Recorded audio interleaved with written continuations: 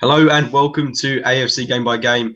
In this Google Hangout, I'm joined with Ali yet again, and we are really wrapping up what was a disappointing and dismal transfer deadline day for all Arsenal fans, seeing Arsenal bring in no outfield players at all for the whole of the summer transfer window. Our only addition to the team has been Petr Cech.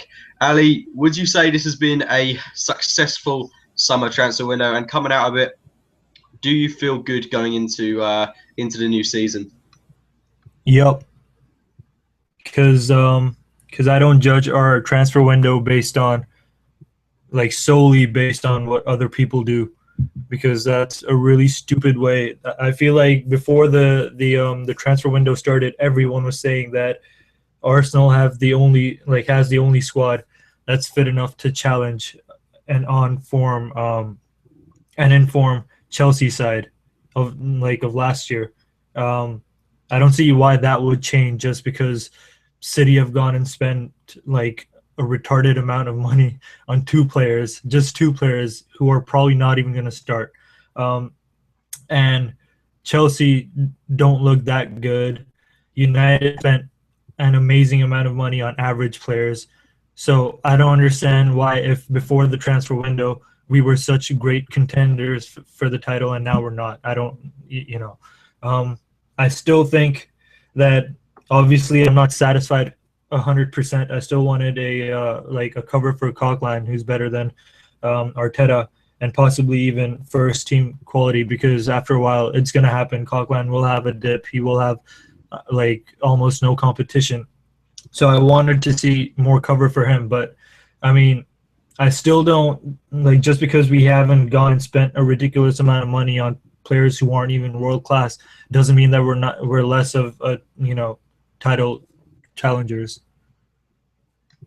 Does it not worry you a little bit though that Wenger's obviously gone out into the market to try and buy a striker, and he hasn't been able to buy a striker? Do you not think that shows that he's got a lack of faith in his current striking options? I guess, but I mean, you got to look at it as he always wants to improve his team anyway. That doesn't necessarily mean that he's saying his team is shit. He's just saying that he's always said that if there's a chance to improve the squad, he would. That's not necessarily bringing down what we already have. He's never been one to do that anyway. If we were desperate to, if he absolutely did not believe in his squad, he would have overspent. He would have panic bought players, which he didn't do because we didn't need to do it. He said that if something arose, I would look at it and hopefully we would capitalize on it, which does not at all suggest to me that he doesn't believe in our current squad at all. So would you say that we can win the league with Olivier Giroud and Danny Welbeck up top then? I think we can win the league with Mesut Ozil, Alexis Sanchez. I don't see why people completely just rule them out of the goal scoring, side of the game, because the fact of the matter is we had Giroud last year as well, and the year before that, and scoring goals has never been our problem. That doesn't mean that Giroud is, he was never a 30-goal-a-season player. He was never a 5-goal-a-season player. It's always been a team effort with our recent sides. Obviously, before, when we had Thierry Henry, Ian Wright, and all those people, then it was more about a few people. But since then, it's always been a team effort. So just because we don't have a 30-goal-a-season player doesn't mean that we can't defend properly, keep leads. So again, it goes back to my former point of it should be a mentality switch that would make us contenders, not necessarily more signings, although more signings would be great. Does it not worry you though that maybe we have seen Giroud's inconsistency and Benzema would really be the final cog in what could potentially be a side that could go on to win the league? I mean, we know that at some point in the season, Giroud's already kind of proved that he does have lapses in concentration and he's definitely guilty of being really inconsistent at times. If we had got someone like Benzema that would guarantee us goals practically every other game or whatever, do you not think that would propel us onto the next level rather than sticking with what we've got? I mean, do you not think it shows a lack of ambition in a way that we haven't gone on there and gone out and even like tried to attempt to sign a player? I mean, one way of looking at it is that Wenger doesn't want to add to what he's already got in terms of it being too similar.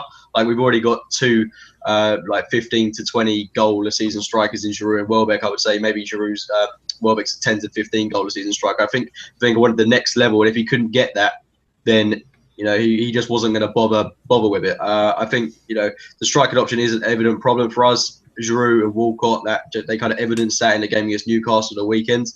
But I mean, personally, I do think we need someone else up there. And if we're not gonna, if we haven't got a player that's going to play up there, I do like you said about Alexis Sanchez and Mesut Ozil, etc. I think Chamberlain, Walcott, Ozil all need to start contributing massively to our goal scoring tally. And Alexis Sanchez could kind of be that player that Aguero is for City, that Costa is for Chelsea. That player that is going to guarantee us about 25 goals a season. So from a striking aspect, maybe we don't need a player that's going to guarantee us goals because we've got that in Sanchez. But like I was going to say, like I was bringing on to your point, you're not a bit disappointed we not brought in someone like Benzema? I am, but I mean that disappointment and that, I mean, I'm annoyed that we didn't do any more business, but that's like, I'm not annoyed at Wenger because everyone knows that he was in for a striker. Even that everyone and their fucking goldfish knows that we were in for a striker. We tried for Benzema. We like last night there were reports of Ibrahimovic. Apparently Gianluca Di Marzio said that we were in for Simon Zaza. I don't know how to pronounce his name, of Juventus. So it's obvious that he was in for a striker. He was looking to do business. But I mean, you're supporting Arsenal, who is managed by Arsene Wenger, and he was never gonna go and spend, 70 million on a player that's not world class, or he's never gonna overspend for any player, and that. So I mean, I don't understand why people expected him to do that in the first place. That being said, I think my annoyance is mainly at the fact that there aren't so many world-class players anymore that are especially up for sale. I mean, United have 4 times the spending power that we have. They went and fucking spent 50 mil euros on an 18-year-old kid who no one's ever heard about. That's the state of the market. So, just because we haven't bought anyone doesn't mean that Wenger was ambitionless. He was obviously trying, but he's never been the manager to go and spend 50 million on a kid. Does it not annoy you though that like you look at City, who are kind of like, I would say, running away with the title this early on in the season, but I mean they brought in De Bruyne, they brought in Sterling, they brought in Otamendi. They're looking absolutely fantastic this season. They've scored 10 goals, they haven't conceded any. They're playing really good football. But you got to look at their squad though so far. Like you're saying that they're running away with the title, and it's only been a few games, right? And I'm not saying that we're gonna necessarily catch up to them, but I'm just saying that the squad that brought them to this place in the first place is pretty much the same squad from last season. I mean, Otamendi wasn't playing any of these games. Sterling has barely contributed. I think he has like 1 goal and 1 assist, I think, so far. So the players that got them to this position, to the point where you're saying that they're running away with the title, it's the same players from last season. So the fact that they've added more players, obviously it's going to improve the quality of their squad, but they can only put out 11 players at a time.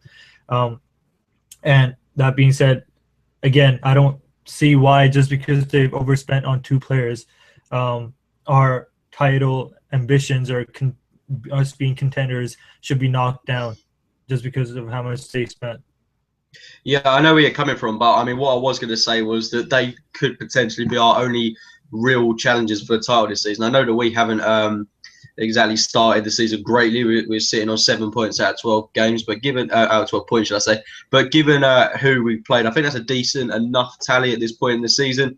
It's not great. It's not where you want it to be, but I mean, it's a start. It's not as badly as we've started other previous seasons. So I'm relatively happy with the amount of points we've got from the games that we've had to play in, considering Palace beat the likes of Chelsea, etc. Going to Newcastle was never an easy trip.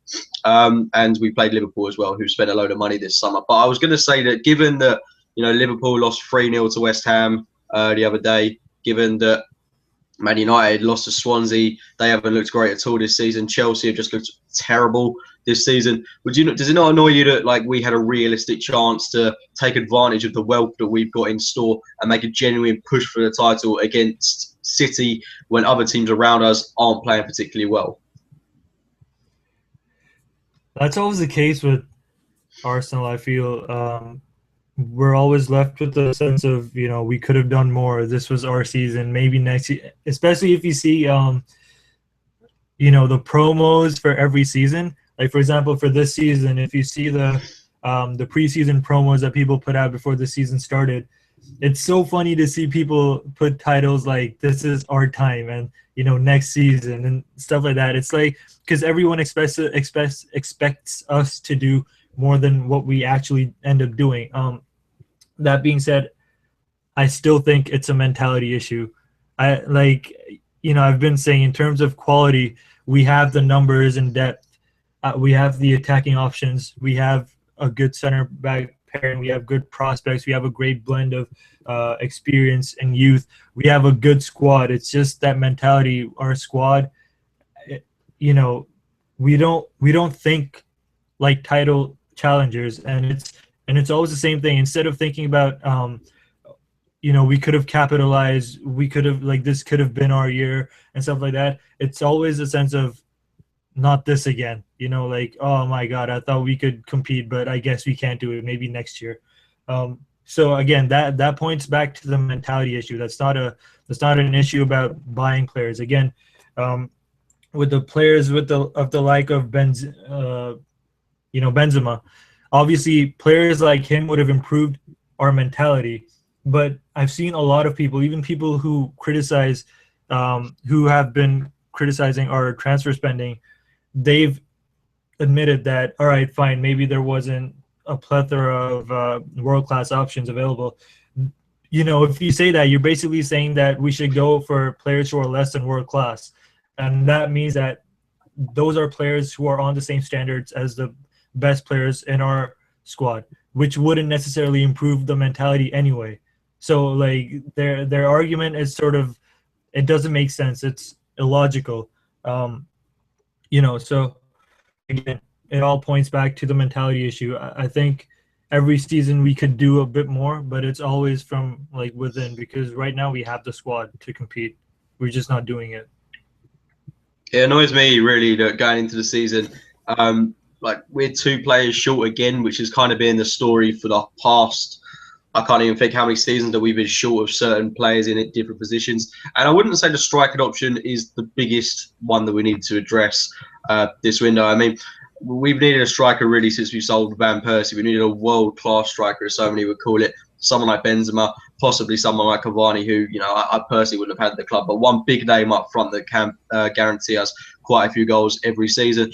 And I think like you mentioned, we've now got great team cohesion. We've got players like Ozil, Ramsey, Walcott, etc., that all have to start being consistent and start getting on the score sheet. And I don't think we're going to end up with having one clear-cut goal scorer. I think the goals will be evenly shared, 10, 15 goals between 4 or 5 different players. I'd love to see Ozil getting a few more goals, definitely. And Cazorla, he's a player that contributes massively to our goals and assists tally. But I mean, like I say, it does annoy me that we're two players short yet again going into this game, this season. I mean, Welbeck as you're up top, I think, and Walcott if you want to count him, but they're decent striking options, I would say. But I mean, I don't know if they're league-winning striking options. And then you've got the defensive midfield issue, which I think could have been quite easily resolved this summer. There were definitely players out there that we could have gone and got. I mean, there was Kondogbia.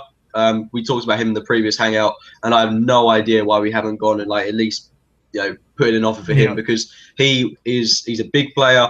He'd have offered us something different to Coquelin. He'd have made a good pairing with Coquelin. They're both French, and someone like Schneiderlin would have done a good job for us. And I don't see why we can't negotiate 2 different transfers at a time. I mean, the excuse will be that we put all our energy into putting Benzema into the Arsenal squad, but realistically, I think we could have challenged on more fronts, and I think we could have put in deals for the likes of Bender, for Schneiderlin, for even Wanyama, players like that could have bolstered our midfield situation. Whereas now, going into big games against the likes of City, Chelsea, United away, and we're looking to line up with someone like Coughlin and it could potentially be Arteta as a defensive midfield pairing to just slow the play down at times. That does worry me. And then, like, an alternative you could say is we've got Jack Wilshere coming back into the squad. I hate to use the term like a new signing, but I think he'll be massive when he comes back after the international break, if he comes back at that point. Do you think that potentially Wenger hasn't brought in another defensive midfielder because he's contemplating playing Jack Wilshere in that defensive midfield role like he does for England? I think he has to be a deep lying midfielder. I think he's the perfect replacement for Cazorla in terms of, or Cazorla, in terms of a deep lying midfielder, because I feel like when he's too offensive, he attracts way too many challenges, and he's the type of player who doesn't necessarily, pull out of a challenge early because he thinks he can always win the ball, or he thinks that he can always be there first. So a deep lying midfielder is definitely his future position for me.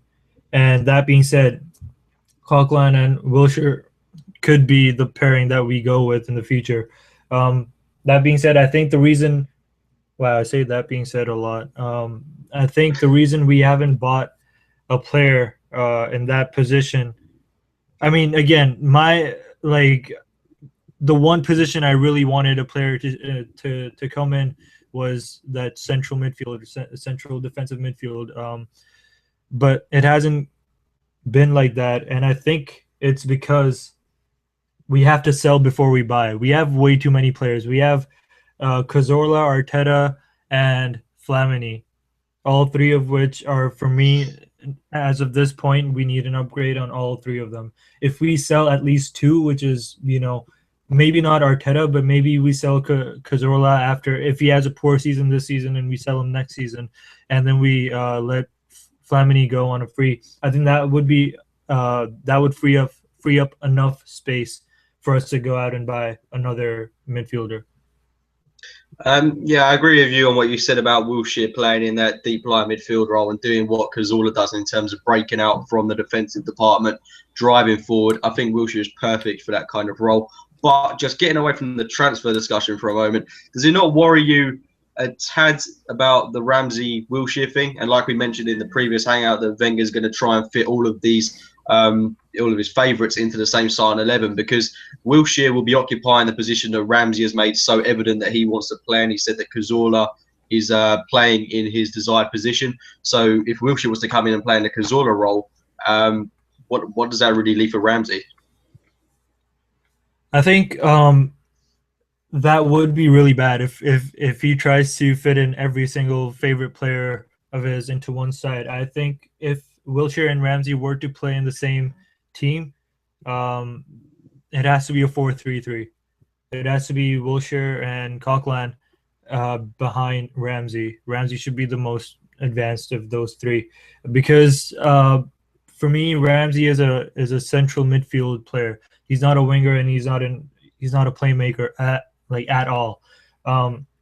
So again, if Wenger does want to fit in all of his favorite players, that being Wilshere, Ramsey, I don't think Coughlin is his favorite player, but obviously he's proven him wrong, so he's going to be in the side. So Coughlin will be in there. He loves Ozil. He loves Chamberlain. He loves Giroud. Obviously Alexis. All these players, the only way this could all work is in a 4-3-3. Do you think we'll start playing a 4-3-3 though? Because at the moment it looks like we're predominantly playing a 4-2-3-1 with having Coughlin and I think Ramsey is the desired partnership in the midfield, and then you've got the three in front who, the ones I think we all want to see: Chamberlain, Ozil, Sanchez, and then presumably Giroud up top. I think that's beyond the defence. I think a lot of people would regard that as our strongest 11, with possibly Cazorla coming in for Aaron Ramsey in that role. It does leave you with a bit of a headache, and you can kind of see why we haven't brought in another midfielder, considering that we have got Flamini, Arteta, even if you're going to include those, Wilshere and Ramsey all fighting it out for the exact same spot alongside Coughlin. So we are flooded in that area, really, which does kind of compensate for why we haven't looked to buy anyone in that area. But would you, who would you start? Would you start Wilshere or would you start Ramsey if you had to pick one of the two? Because I don't think they're going to work in the same lineup. If we stick with the 4-2-3-1, whether or not I would pick Ramsey depends on whether or not Ozil is fit. Because if Ozil is fit, then I would pick Ramsey definitely. Because they work together perfectly, and also Ramsey has to be playing in central midfield. I mean, him on the wings. It's I'm not saying it doesn't work, but obviously him in the middle works way better. So why not go with that? And also Cazorla hasn't been performing. So I think Ozil. If would I pick Ramsey over Wilshere? Definitely yes. Although those two are completely different players, I think Wilshere could be used a lot more to control the games. To again, a 4-3-3 with Wilshere would be a perfect option for me. So if you had to pick an Arsenal strongest 11 beyond the defence, so forget like the back four and a goalkeeper, if you had to pick someone that's going to play alongside Coquelin and the front three and the striker up top, like who would you go for? I'd go for our strongest, our most fortified lineup would be a 4-3-3, and I'd go with Ramsey, Cazorla, and Coquelin in the middle. So that would provide plenty of cover and give us a lot of chance to control the game. I would put, it's controversial, but I would put Ozil on the left side, Chambo on the right side, and maybe play Alexis as a false nine. Obviously, that we've never done that, and I don't know why. I just feel like that would be the best way to control a game. I don't know about winning or losing, but I think we would definitely be in control of the game. If we were to go with a more traditional lineup, a 4-2-3-1, I think I would still stick with Cazorla and Coquelin. In the middle, I would drop Ramsey because he hasn't been performing for a while, like for a long time now. I would drop him. Obviously, Chamberlain, he deserves a spot. Him on the right, Ozil in the middle, Alexis on the left, and Giroud up top. That would be the traditional strongest lineup. I mean, you say that Ramsey hasn't been performing, but in the game against Newcastle away, I mean, he came away with the Man of the Match award. So, I mean, I do think I know, and I don't understand why he got the Man of the Match award. I thought our Man of the Match was Mitrovic, because like when he got sent off, if we played with that less of an intensity, right, against 11 players, we would have been battered. And there's no doubt that because he got a red card, that's why we pretty much played. We finished the game on full stamina, pretty much. I said like during the game that someone needs to make a vine of our players, just all of our outfield players just standing still in one position, because I bet there's at least 1 7-second period like that. Because legit, like I was looking at my TV screen, and at one point they were all just standing in one place. They weren't moving. There was zero movement anywhere. So again, I mean, I don't see how Ramsey got Man of the Match award, because that was one of the most frustratingly boring games that I've ever watched. I mean, yeah, you do say that, but Ramsey did create 4 chances in that game. So I think he had a decent. I don't think he warranted enough to necessarily be man of the match. I thought Gabriel, Coquelin, someone like that had an excellent game, and I think they were more deserving of the award. But I think Ramsey going forward had a decent game. I mean, he occupied the role that Ozil plays into a good standard, and I do think that. I mean, you got to remember looking back to the 2013-14 season, the Ramsey, Ozil, and Giroud were the like kind of spine of our team. So dropping Ramsey would be a difficult decision. Those players play so fluidly together, and I wouldn't really hesitate in dropping those necessarily. And considering Wilshere's injury record, that he doesn't, he's very extremely inconsistent in playing for Arsenal. I can't think of one clear-cut spell where he's had a long period of games in the Arsenal team. But I think if he was to come back into the Arsenal side, undoubtedly he would be starting games. He would be putting in performances. I think he's definitely a player that Wenger wouldn't hesitate in starting. But I mean, if I had to pick, yeah. Okay. Yeah. I mean, if Cazorla keeps underperforming, I think Wilshere is going to take his spot. I don't think Cazorla's been awful this season. It's just he hasn't really been as good as he was last season. But no one that I can think of at all, apart from maybe Chamberlain and Coquelin, has started this season, and Gabriel has started this season in a good way. So I think there's a lot more to come from this Arsenal team. But it does worry me that we're not performing. I mean, we've got a squad of very fruitful players, and that's why I'm not too disappointed by the lack of transfer activity on deadline day. But I mean, it does continue to frustrate me knowing that there was potential to add to a squad that was capable of challenging for the title. It's just we know that this squad is capable of putting a decent performance in. It's pretty capable of putting in a very good performance. I mean, City away proved that. We've got some excellent players in our ranks, and I'd hope that we can buck up our ideas and not start this season as slowly as we already have done. Like I say, we've got a decent amount of points on the board, but it's about putting more into that and. I mean, hopefully we can get a good title march up and running. But I mean, going into that game, let's look at our September fixtures next. I mean, we've got a game next on the 12th of September against Stoke City. They've of course picked up 2 red cards in their game against West Brom. Charlie Adam and Afellay are going to be suspended. So, how confident are you going into that game against Stoke at home? Stoke are abysmal away from home. Always, especially at the Emirates. So I'm not too fussed about that. Hopefully, the one thing I loved in the Newcastle game was once Mitrovic got sent off, we showed like a really good mentality in the fact that we just decided that we were going to be cunts in that game because our main focus in that game was to get their players at least yellow cards. I remember this one point in the match where Coquelin had the ball and he purposely waited for Thauvin to get close to him before he passed the ball on, so he would put the challenge in, and that got him a yellow card. And that was basically like we played off their aggression. So if Stoke want to play their game, I think we can make the most of that anyway, and they don't have 2 of their starting players because of last game. But they do have attacking options, and our defense has been a bit shaky. So I don't think we will get a clean sheet. Plus, we're not that great at home right now. So I think it's going to be a tougher affair than it usually has been at home against Stoke. But I think we can, in all honesty, we should easily win that game.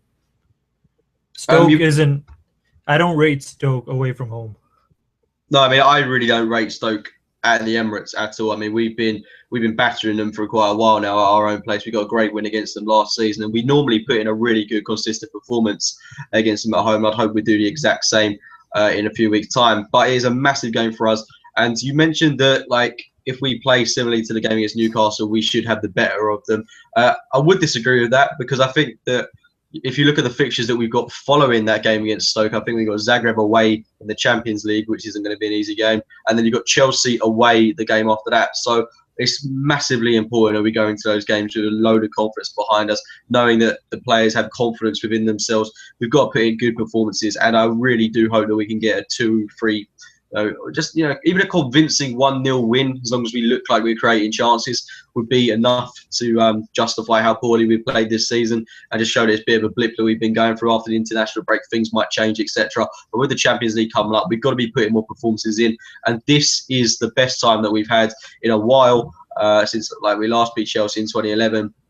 This is our best chance to beat them at their own place. If you look at how shaky their defence is, I definitely think that we're capable of getting a result against Chelsea. I mean, how do you feel going into those games against Zagreb and Chelsea? I think Zagreb, we should annihilate them because realistically they're the easiest squad to play against in our Champions League group, and if we can't take advantage of that, then that's not very good signs for us. So I think, in all honesty, that should be away, I know, but I think that should be a relatively easy game, especially in the grand scheme of things of the other games in that month. Chelsea away, I don't have too many high hopes because last time I thought we really had a good chance. We got battered 6-0. So, some teams just put out their A game regardless of how they're playing. If they're playing against us, like for example, Manchester United, they always play well no matter how shit they're doing in that period in time. And Chelsea, Mourinho is the same story. So I think even if we go into that game like with 2-5-0 wins back to back, I still think that I'm not going to expect too much out of that Chelsea game. I see where you're coming from. Like, I know exactly how you feel in terms of when we go to a place like Chelsea. No matter how badly they're doing, they're always going to bring their A game to the table. But yeah, looking at other teams, let's have a look at like how they've done in the transfer market. First of all, looking at like realistic compares for the title, and we'll start off with United.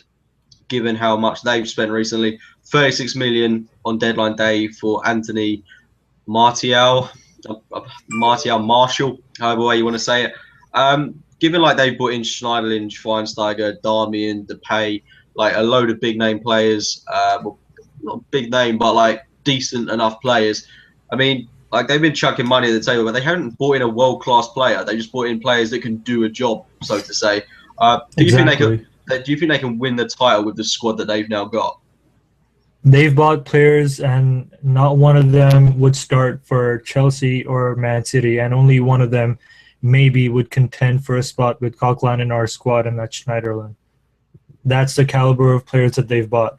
And that's what I said. Arsene Wenger, to judge our transfer window based solely on what other people do is so stupid, because you can see how much money they spend. Doesn't mean that they've bought in a whole load of world-class players that would easily walk into any team, and that has made them great contenders. They've still been playing shit.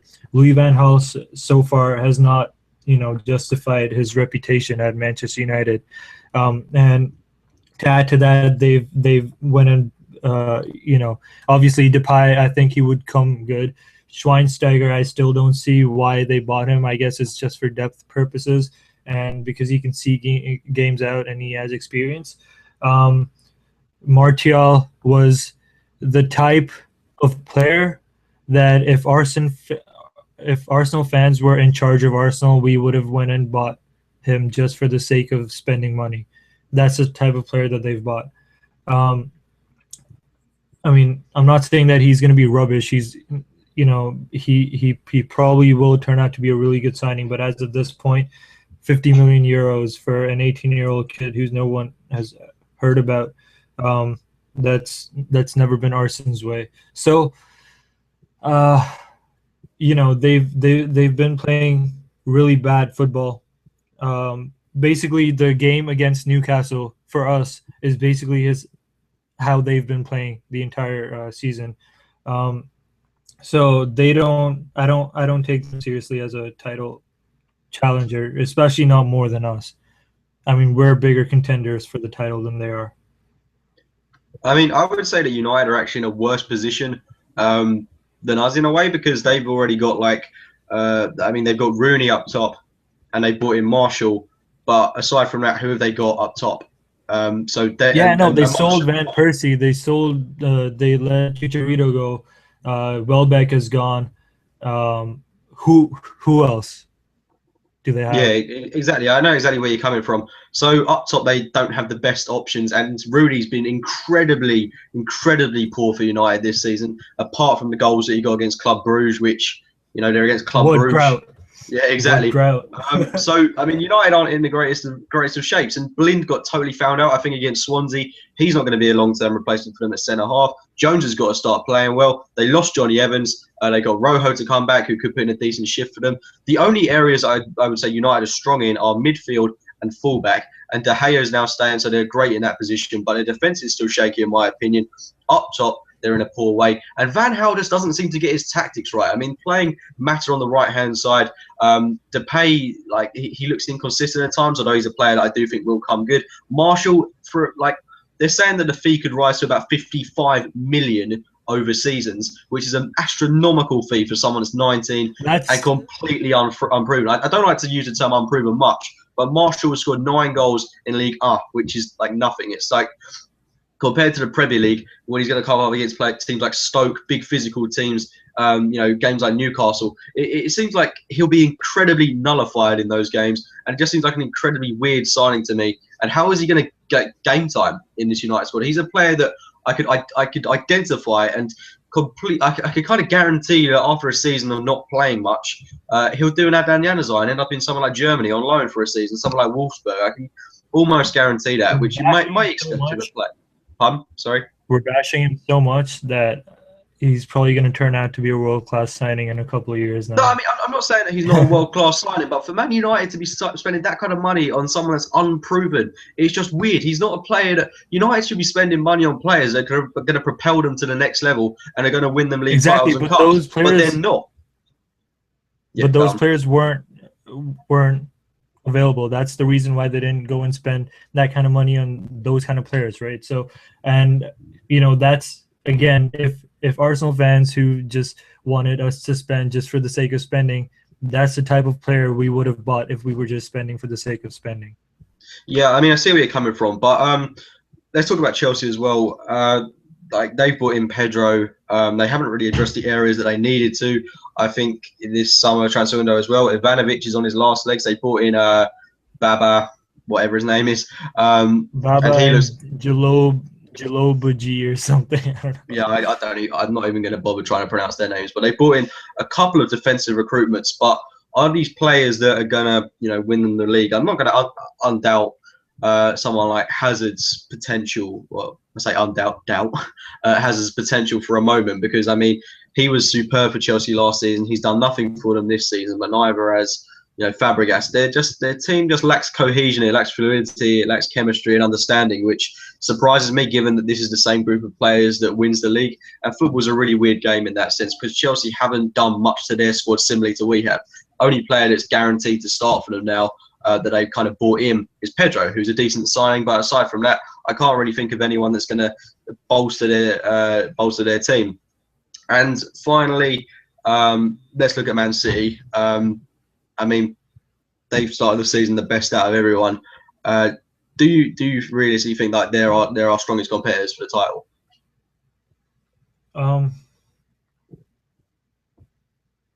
Yes. Actually, see, the thing is, last year everyone's saying how they had a terrible season, but the fact is that they finished second. So, and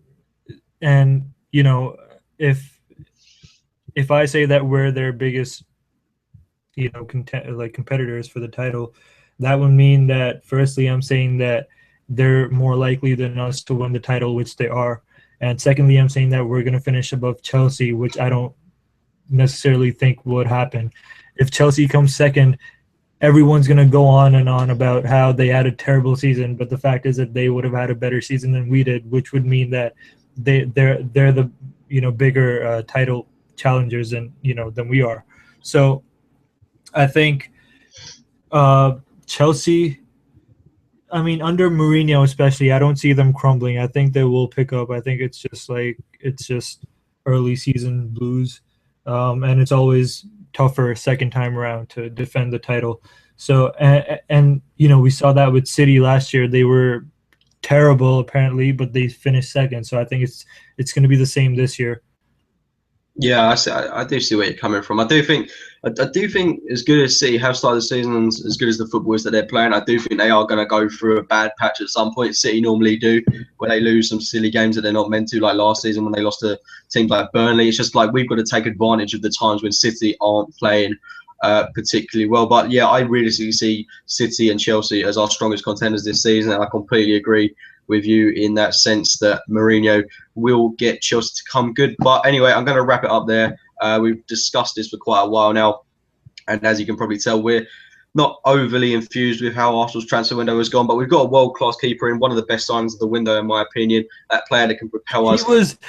The thing is, Petr Cech was one of the very few world-class players that was actually up for a move, and we went out and got him, even though we had three really good keepers. So don't talk to me about Wenger not being ruthless enough and him not wanting to spend money. That's just completely ridiculous. That's a great point you end on there, Ali. So if you just want to sign off, you know, with your Twitter handle, that kind of stuff. Yeah, follow me on at Ali Arsenal. I'm gonna upload a slanderous Giroud video for no reason, even though I like the player. So please don't hate on me, and also subscribe to my YouTube channel. You know what I'm saying? Because I upload some compilations from time to time. It's called Okay, Faux Winkle. great stuff. I'll leave all of Ali's social media information in the description box below. But as for me, that's the Hangout over with. Make sure to like the video, subscribe if your YouTube channel. Hope you enjoyed it, and we will speak to you very soon, guys.